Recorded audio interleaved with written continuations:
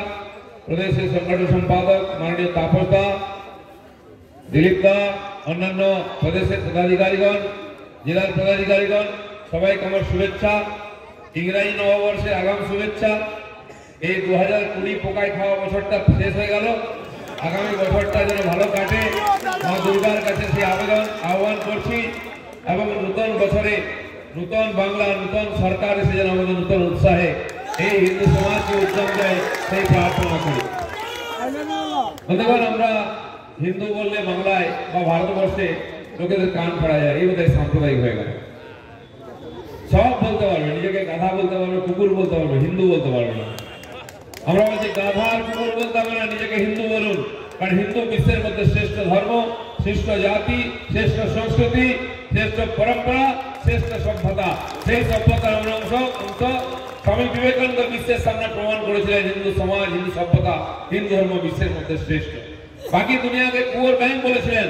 আমরা সেই পরম্পরার তার উত্তরাধিকারী। তাই গর্বের সঙ্গে বলো আমি হিন্দু। গর্বের সঙ্গে বলো, ঘাবড়াবেন না কোনোদিন। বিবেকানন্দ পিছনে তাকাতে বলেনি, সামনে তাকাতে বলেছেন। সারা বিশ্বের সমস্ত সভ্যতা আজকে নিজের মধ্যে যে অন্তর্কলহ তাদের ধ্বংস হয়ে যাচ্ছে।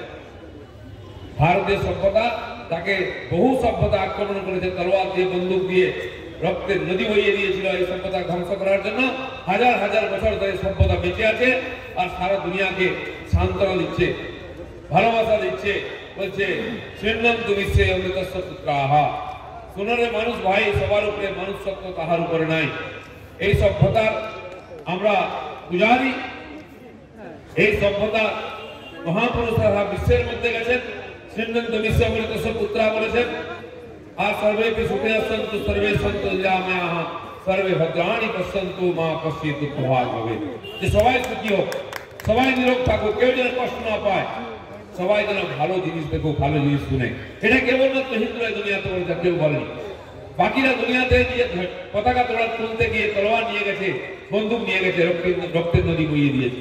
বলেছে আমার তলোয়ার, আমার পতাকা তোলা এসো, আমার ধর্মে এসো, নাহলে তোমার বাঁচার অধিকার নাই। হিন্দুরা তা বলেননি। হিন্দুরা বলেছে তুমি তোমার মতো করে ভগবানকে আরাধনা করো, উপাসনা করো, তুমি মুক্তি পাও, তোমার নিজের মতো বাঁচার অধিকার আছে। তাই বিশ্বের কোথাও আমরা তলোয়ার নিয়ে যাইনি, আমরা ভালোবাসা নিয়ে গেছি। আমাদের সাধু সন্ন্যাসীরা দুনিয়াতে খালি গায়ে খড়ম পরে লেন্টি পরে গেছেন, কমণ্ডল নিয়ে গেছেন আর বলেছেন অলোক নিরঞ্জন এসো, সবাই জ্ঞানী হও, সবাই মুক্ত হও, সবাইকে অমৃতের সন্তান বলেছেন। সেই মহান ধর্ম হিন্দু ধর্ম আজকে বিপন্ন হয়েছে। হাজার বছরের পরাধীনতায় বারবার বিদেশি আক্রমণ হয়েছে আর দেশ টুকরো হয়েছে। দেশের মধ্যে যেখানে হিন্দুর সংখ্যা কম হয়ে গেছে সেটা দেশ থেকে আলাদা হয়ে গেছে। আর যে ভারতবর্ষ সেটা 10 ভাগের 1 ভাগ, এরকম 10টা দেশ আমাদের দেশের চারিদিকে ছড়িয়ে আছে। সেটা অখণ্ড সাংস্কৃতিক ভারত ছিল, আফগানিস্তান ছিল, গান্ধার, তিব্বত ছিল, পাকিস্তান ছিল, তারপরে লাদাখ, এদিকে বাংলাদেশ, মায়ানমার, শ্রীলঙ্কা, সব জায়গায় যান হিন্দু তীর্থক্ষেত্র, হিন্দু ধর্মের নিদর্শন পাবেন। একসময় আমাদের মহাপুরুষ সেখানে গেছেন, সেখানে আমাদের সভ্যতা সংস্কৃতি ছিল, মঠ মন্দির আছে। কিন্তু যেই বিদেশি আক্রমণে আমরা পরাধীন হয়েছি, হিন্দু সমাজকে ধর্মান্তরিত করে সংখ্যালঘুতে পরিণত করা হয়েছে। হিন্দুত্ব বোধ কমে গেছে, দেশাত্ম বোধ কমে গেছে, দেশ বিচ্ছিন্ন হয়ে আজকে ভারত 1/3 আছে, বাকি দেশ বিচ্ছিন্ন হয়ে গেছে। আজকে আবার চক্রান্ত হচ্ছে। 700 বছর মুসলিম শাসন আর 200 বছর ইংরেজি শাসনাতে এখানে খ্রিস্টান মুসলমানের সংখ্যা বেড়েছে।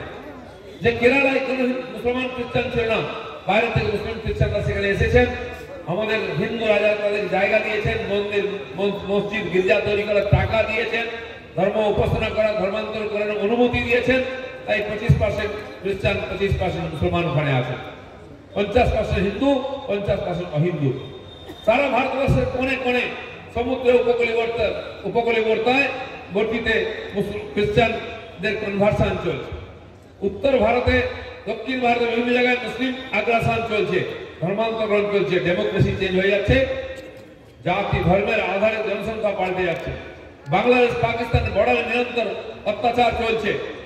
সারা ভারতবর্ষের সীমা সুরক্ষিত করা হয়েছে কাঁটাতার দিয়ে, কিন্তু পশ্চিমবাংলার 2219 কিলোমিটার যে সীমা বাংলাদেশের সঙ্গে, সেটা সুরক্ষিত নয়।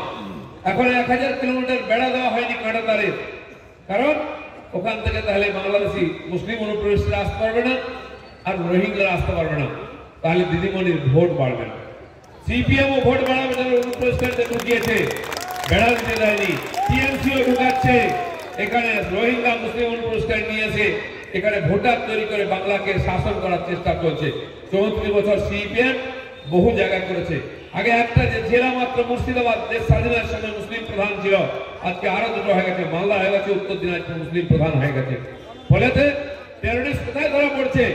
এই মুর্শিদাবাদে ধরা পড়ছে, উগ্রপন্থী মুর্শিদাবাদে ধরা পড়ছে, বীরভূমে ধরা পড়ছে। খাগড়াগড়ে বোমা বিস্ফোরণ হলো, মালদায় হলো, আজকে দাঙ্গা হচ্ছে, সাম্প্রদায়িক দাঙ্গা কালিয়াচক, ধুলাগড়, বসিরহাট, মাদুরিয়া, আসানসোল, রানীগঞ্জেতে। যেখানে হিন্দু সংখ্যায় কম হয়ে যাবে সেখানে পাকিস্তান জিন্দাবাদ স্লোগান হচ্ছে, সেখানে দেশ বিরোধী গতিবিধি হচ্ছে, সেখানে উগ্রপন্থী ধরা পড়ছে, দেশের বিরুদ্ধে আওয়াজ উঠছে, বম বন্দুকের আওয়াজ উঠছে। ভারতবর্ষে যতদিন হিন্দু মেজরিটি থাকবে, ভারত গণতান্ত্রিক রাষ্ট্র থাকবে, ভারত ধর্মনিরপেক্ষ রাষ্ট্র থাকবে। যেদিন হিন্দু সংখ্যায় কম হয়ে যাবে, এই ভালো ভালো কথা বলার জন্য কোনো লোক থাকবেন না।